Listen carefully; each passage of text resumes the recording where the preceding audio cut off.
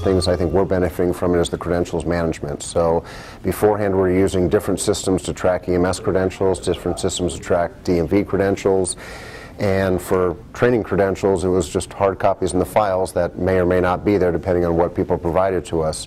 So by merging all those into one, I think that's provided us a lot more efficiency, because now at any moment's notice we know who's got what, who doesn't have what, and it's actually encouraging, because it's encouraging the firefighters to actually be on top of what is in their training file, because now since they can see, they know it's their backup copy and they know they can keep everything up to date, so it's actually encouraging them to make sure it's up to date, which is nice.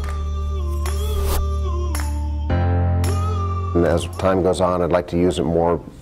besides the mandatory classes, stuff that we can give out to the troops, like having them, you know, whatever the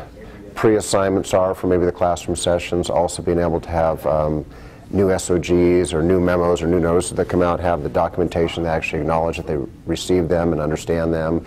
and really looking big picture like probationary firefighters, being able to give them, when they get hired, a lot of things that we would have to do either in the classroom or in some other fashion, so they can use that as their roadmap as they go through of what needs to be done.